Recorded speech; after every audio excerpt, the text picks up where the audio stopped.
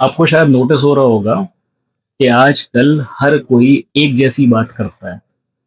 एक जैसे थॉट्स, एक जैसे ओपिनियंस, एक जैसी टोन, एक जैसे जोक्स अपनी कॉन्वर्सेशन में घुसा रहा होता है।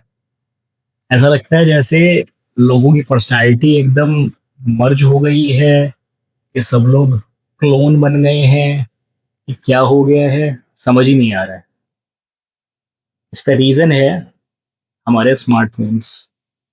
अब आप कहेंगे कि मैं भी आपके पेरेंट्स की तरह बातें करने लग गया कि सारे फसाद की जड़ है तुम्हारा स्मार्टफोन, दिन भर फोन में लगे रहते हो, इस वजह से ये परेशानी होती। बट यहाँ पे सरप्राइजिंगली हमारे पेरेंट्स सही है, क्योंकि हम अपने फोन में इतना ज्यादा घुस चुके होते हैं कि हमें कैसे बिहेव करना है, हम कैसे बात करते थे पहले, वो सब भूलते चले जा रहे हैं। प्रॉब्लम डायरेक्टली स्मार्टफोन्स की नहीं है। एक्चुअली स्मार्टफोन को चलाने वाली जो एल्गोरिदम है, वो है रियल कल्प्रिट।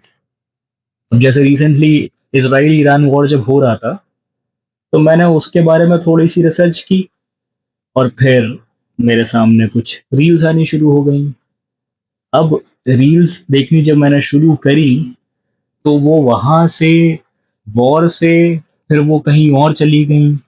वो ऐसा दिखाने लग गए कि ईरान इसराइल सब कुछ, सब लोग एक ही तरफ ही हैं, हम लोग को बस ऐसा दिखाया जा रहा है।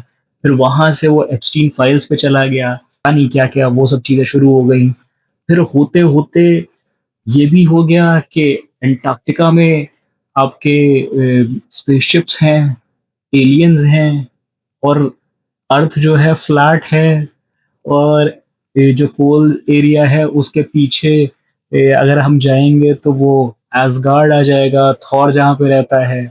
तो इस तरह की कॉन्स्पिरेसी थ्योरीज मेरे सामने आने लग गई, और उसमें सब के सब लोग वही बातें कर रहे हैं, और कमेंट सेक्शन में भी सब लोग, everybody was talking as if they all believed in it. और उनकी बातें सुन सुन के मुझको भी लगने लग गया कि क्या ये सही है। फिर मैं किसी तरह से उस रैबिट होल से बाहर निकल के आया। मैंने अपने कुछ दोस्तों को भी बोला, कुछ ने मुझे मजाक में टाल दिया, कुछ ने एक्चुअली सीरियसली ले लिया। तो हमारी पर्सनालिटी खोने का सबसे पहला रीजन यही होता है कि एल्गोरिदम पहले कोई चीज आपके सामने हल्का सा टेस्ट करती है, दिखाती है। अगर आप उसमें घुस जाते हो, थोड़ा सा इंडल्ज हो जाते हो, तो वैसी ही वो और चीजें करती है, और चीजें करती है। होते होते होते होते आप खुद के इंटरेस्ट डिस्कवर नहीं कर रहे होते हो, आप किसी और के द्वारा परोसे हुए चीजों को इनहेरिट कर रहे होते हो। तो the algorithm starts deciding what you should see. फिर बात आती है मिमेटिक बिहेवियर की। आजकल मीम्स बहुत चलती है ना। आपको लगता होगा कि एक नया वर्ड इजाद किया गया है, पर सच बात यह है कि 1976 में रिचर्ड डॉकिंस ने एक बुक लिखी थी, द सेल्फिश जीन। उसमें ये वर्ड यूज किया गया था, मीम। मीम को कहते हैं यूनिट ऑफ कल्चर।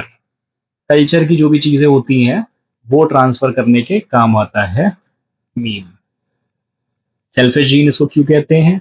क्योंकि ये बहुत तेजी से अपने आप को मल्टीप्लाई करता है। एज इट इज, लोग इसको कॉपी करने लग जाते हैं, and that is exactly what is happening. Algorithm आपके सामने जो भी चीजें परोसती है, वो इस तरह से परोसती है कि आप उसको देख के कॉपी करना शुरू करें। कॉपी इसलिए करना शुरू कर देते हैं आप, क्योंकि उससे आपको वैलिडेशन मिलता है। एक कोई स्टेप अगर शुरू हो गया तो सबके सब लोग वही स्टेप कर रहे हैं। कोई अगर 10 रुपए का पैकेट कितने का है जी, वो हर कोई बोल रहा है, फिर उसी से रिलेटेड कंटेंट बन रहा है।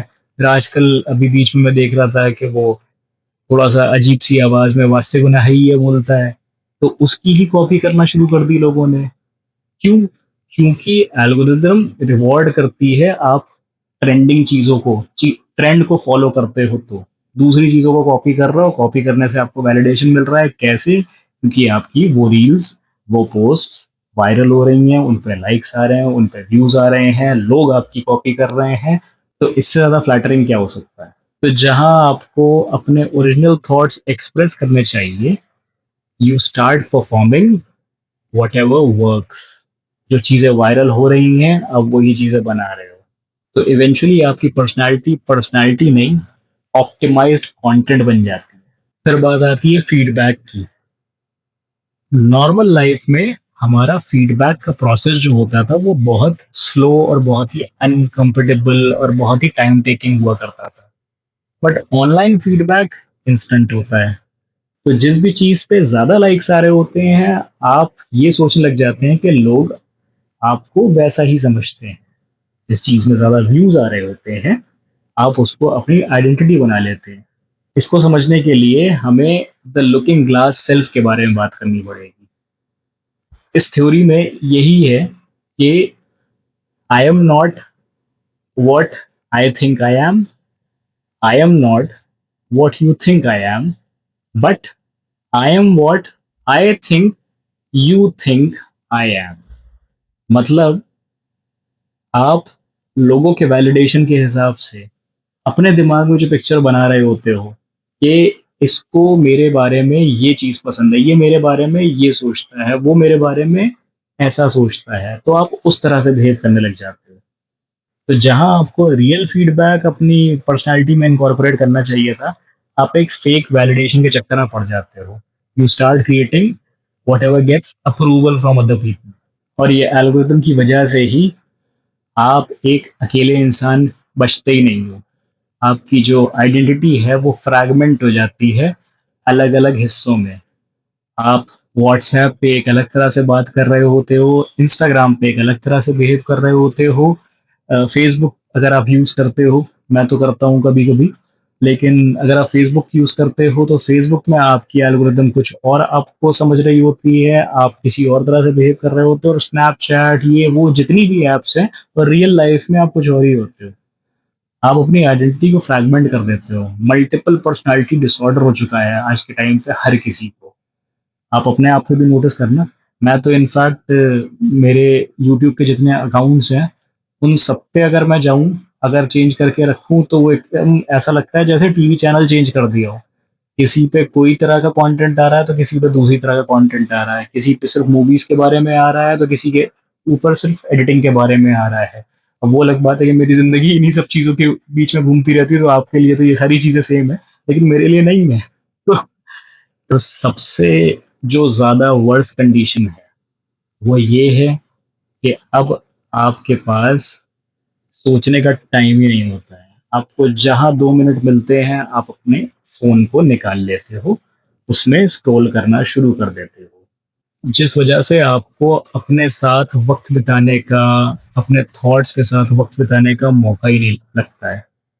जिसकी वजह से ना आपके थॉट्स में कोई डेप्थ आती है, ना कोई आपकी लाइफ में फ्रिक्शन आता है, ना आप कोई भी प्रोसेसिंग करते हो, कुछ भी इंफॉर्मेशन को, चीज़ों को ऑब्जर्व भी नहीं करते हो।